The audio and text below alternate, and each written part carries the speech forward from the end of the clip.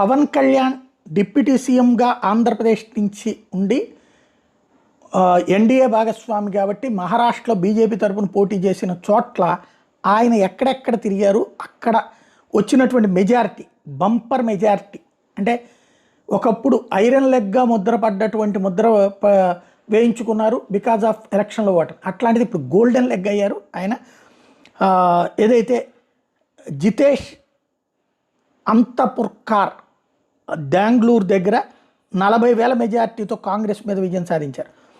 Broker Sanjay Chavan 41,000 మెజార్టీతో కాంగ్రెస్ మీద గెలిచారు.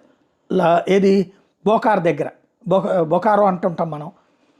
లాతూర్ దగ్గర లాతూర్ రూరల్లో రమేష్ ఖరద్ తరపున ప్రచారం చేశారు. ఆయన 7,000 మెజార్టీతో కాంగ్రెస్ మీద విజయం సాధించారు అక్కడ బీజేపీ. అట్లాగే ఏదైతే సోలాపూర్ సిటీ